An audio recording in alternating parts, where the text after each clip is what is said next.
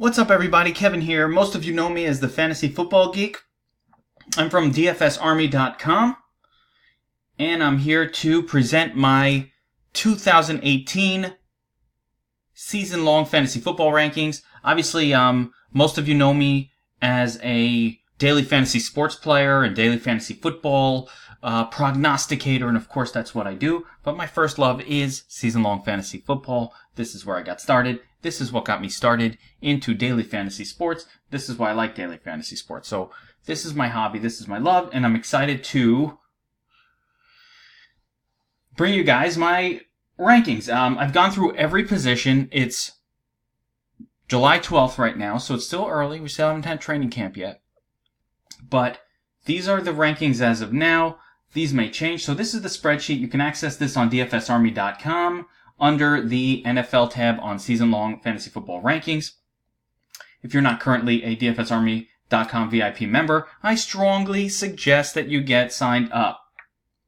We cover everything from daily fantasy football, every sport, optimization tools, ownership projections, correlations, just tons of tools. My Geeks pick sheet, which I do every week of the daily fantasy football season, very similar to this format here, except not every player, just ones that I'm using and a little bit of notes, reasoning why. So I'm just going to run through the RB position real quick and kind of give you an idea of how to read this sheet and how I put this together. So I'm a strong believer in value-based drafting. I like to understand the average draft position for particular players and then value them against their average draft position, both for the position group as well as for the draft as a whole. So real quick, what you see here, these are by position. So this would be my RB rankings. First up here in the top left corner, this is my number 1, number 2, number 3. So the players are in essence placed in the order of my personal rankings.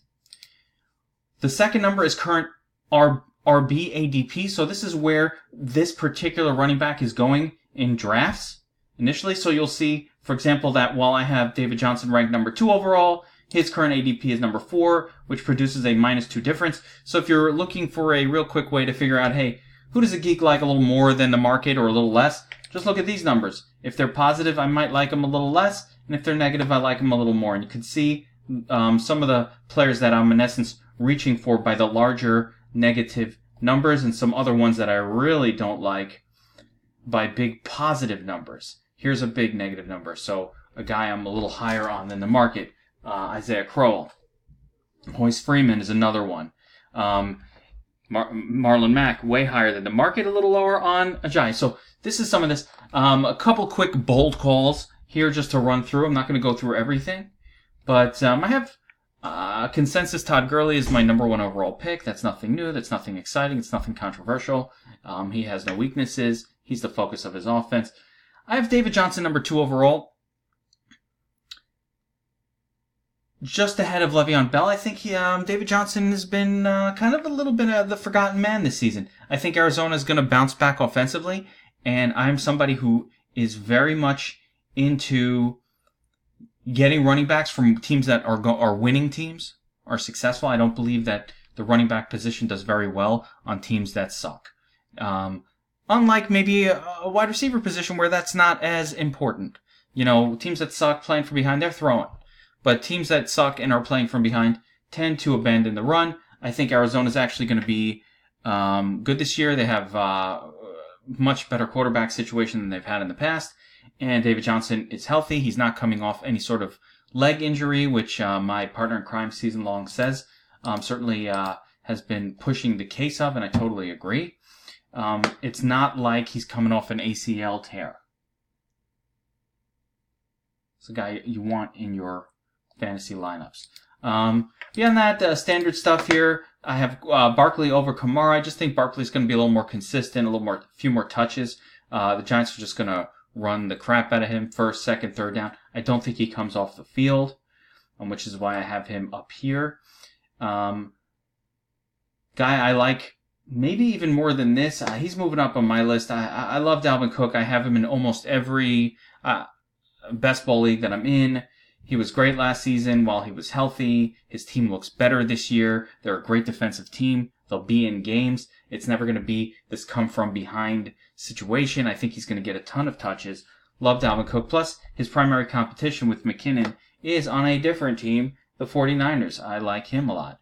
Melvin Gordon I like a little bit less than the market. He's a perennial disappointment, and I have a very specific reason for kind of being down on Gordon, and a lot of it has to do with the way that the Chargers utilize him.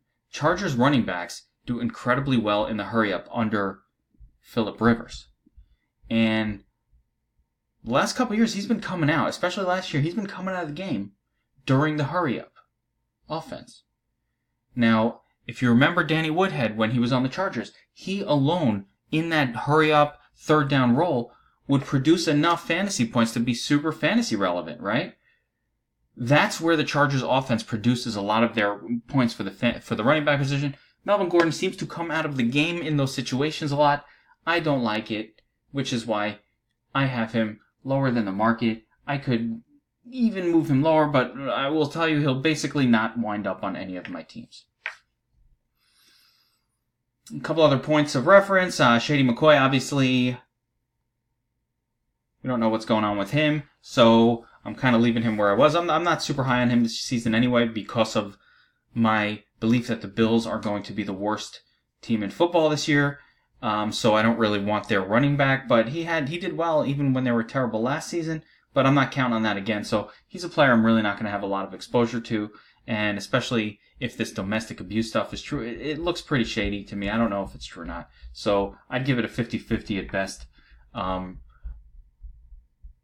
chance of being true. And here you see some of the other ones that I'm higher or lower on. One of my big minuses, my big couple of these guys that I like a lot, I go for upside. Like Crowell, you can get him very late in your draft, and he's a starter. This is a guy who is not going to put up massive points, but in deeper leagues could be your flex, could be your in a 12-team league with a couple flex spots. This is the kind of guy that you want. Jets do lean on the run quite a bit, and people are mistaking Bilal Powell for some sort of competition. He's not. So I think it's going to be Crowell's job. I think he's going to be the first and second down back. I think he's a steal where he's going. His ADP, this is the third column, by the way. It's very important to note this is the actual ADP in the entire draft. So you see, for example, Melvin Gordon's going 10th overall in drafts, not as the 10th overall running back. He's the 11th overall running back, but he's the 9th overall running back, but he's going 10th in most drafts, which means on average that only one or two wide receivers are going in the first 10 picks, and that's true. It should mostly be two, but occasionally just one. So it is a running back heavy draft season this year. Anyway, all right, this will be posted, and these rankings will update throughout the season or throughout the off season. I'm just going to change them around as players kind of show and demonstrate, or injuries happen. Crazy things always happen during training camp. I was going to mention a couple other ones that stand out. Derrick Henry, I don't get the whole, number 37 overall or 17 overall running back thing. RBBC with Deion Lewis. I think Deion Lewis might be better. I don't want to draft Derrick Henry at all, but certainly not where he's going at number 37. So I'm way lower on him than the field.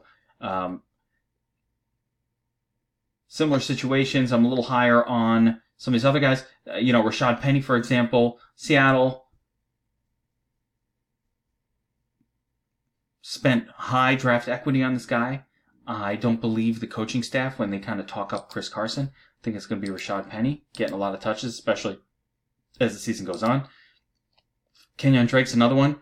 The Miami coaching staff's kind of talking up timeshare with him and Frank Gore. I say, I'm calling shenanigans on that one. Don't buy it. Frank Gore's old. Kenyon Drake looked good last year, and I think he's going to be the man for this team. So I'm liking him more than the field likes him right now. I expect a lot of these as the offseason progresses. I don't know, but I expect that a lot of these will kind of naturally float to the rankings where I have them rather than where they are now. So if you're watching this and it's, August 1st, you might be saying, oh, these ADPs look way off. These ADPs in this video look way off. Well, if that's the case, then good. I mean, I nailed it early. Hopefully that is the case. Or injuries will happen, other things will happen, and they'll move down. What's important to note is draft season is always going on. I use an app called draft.com to do best ball leagues. So I've been drafting. I have 16 best ball leagues that I'm in already. They're awesome. They don't require any in-season management, which is great. So you could basically just draft a team. You could do a slow draft over the course of a couple of weeks. You can do a fast draft that takes about 40 minutes. You just draft your team, 18 spots. We've posted some strategy videos on dfsarmy.com on how to do that. Go to draft.com, use promo code FFGeek to get a free entry into a best ball league. And I will be back with the other positions. So coming up next, wide receiver rankings.